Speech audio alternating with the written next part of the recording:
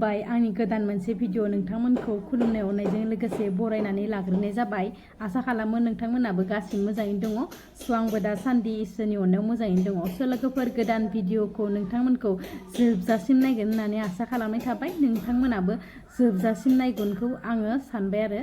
स' नोंथांमोना बे भिडिअखौ नायनायजों लोगोसे बांसिन शेयार खालामनानै हो। स' आंनि भिडिअआनो जाहैगोन माने जोंनि बाक्सानि थाखाय जोबोद गाज्रि खौरां बेखिनि बाथ्राया। स' नोंथांमोना बे भिडिअखौ जोबजासिम नायलांथार आरो शेयार खालामनानै हो।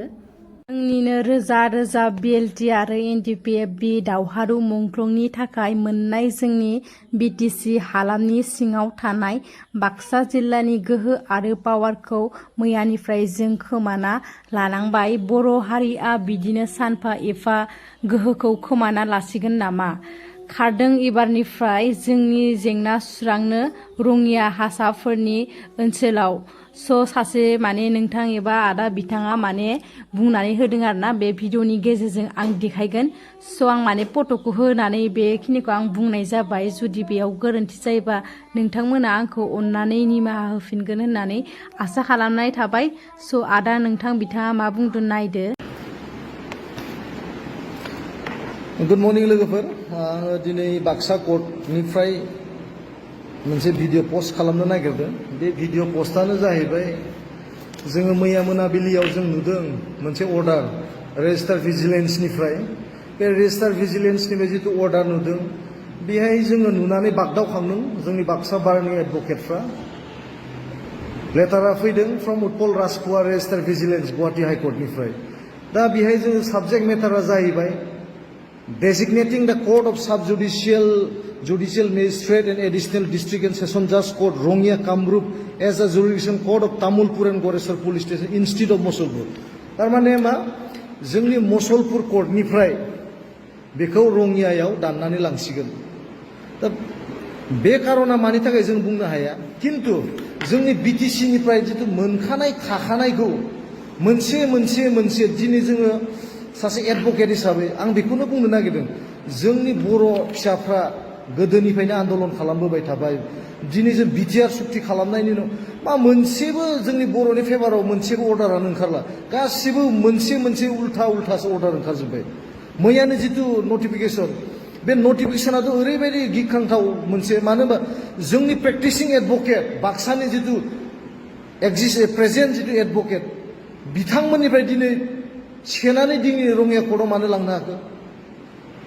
जोंना बाक्सायाव एडभकेट गैया नामा? साफिसियेन्ट एडभकेट गैया नामा? आरो जितु एडमिनिस्ट्रेटिभ जितु पावारनि जितु डिग्रेडेसनखौ जों नुनो मोन्दों बेहाय। माब्रै नुनो मोन्दों होनबा, दिनै जोंहा एडमिनिस्ट्रेटिभ पावार दंखायो, न' डाउट जुडिसियेला मोनसे एक्सट्रा सेपारेट मोनसे मेसिनारि। थेवब्लाबो जितु जोंनि एडमिनिस्ट्रेटिभ लेभेलाव जितु जोंनि पुलिसनि ल' एन्ड अर्डारजों खारनाय जितु ट्रायेल प्रसेस, बेथ' उइदिन दा जुरिसडिक्सन अफ जोंना बिटिसियावनो जायोमोन ना। पिपिआ जोंनि, एडभकेटआबो जोंनि, एरिया जितु इनफ्लुयेन्स बे जोंनि। होमबा जोङो बेखौ दिनै रङिया कर्टआव बोरै लांना थांनो हागोन? दिनै मा रङियायावल' साफिसियेन्ट स्पेस दं नामा? रङियानि जायगायाव लांमोन, तामुलपुराव लां, गरेस्वराव लां। दिनै मानो रङियायाव लांखो? दा who will be responsible for that? जोंना मानगोनां प्रमद बर' नोंथाङा उन्दुना दं नामा? मा खालामदों? पलिटिकेल पावारनि नामाव दिनै ओरैनो पलिटिक्स खालामबाय थाबा जानाय नङा। रेडि जा। मोनसेनिफ्राय मोनसे खिन्थु फोरानलांगासिनो दङ। दिनै एडभकेटखौबो फोराननो नागिरदों नामा? एडभकेटफ्रा मूर्ख नङा, जाम्बा नङा। नोंथाङा जाम्बा जानो हागौ, एडभकेटफ्रा खिन्थु जाम्बा नङा। दिनै बर' फिसाफ्रा दिनै साफा सानै एडभकेट खालाम मोनहांदों। बिथांमोना दिनै न'खर बेनो प्रेक्टिस खालामना सुंहांदों। गोदान एडभकेट दिनै फरायगासिनो दङ। दिनै जों रङियायाव थांना मानो प्रेक्टिस खालामनांगौ? जोंहा बिनि थाखाय हा गैया नामा? तामुलपुराव हा गैया नामा? गरेस्वराव हा गैया नामा? जोंहा साब डिभिजन दंखायो। स' नोंथांमोनाथ' बे भिडिअनि गेजेरजों बे भिडिअखौ नुबाय। स' बे भिडिअखौ हायोब्ला बांसिन शेयार खालामनानै हो। लोगोसेनो जुदि आंनि होननाय बुंनाय देखायनाया गोरोन्थि जायोब्ला नोंथांमोना आंखौ निजिनि आंगो असे बिनानाव साननानै निमाहा होफिनबानो जाबाय। आसा खालामनाय थाबाय नोंथांमोननिसिम।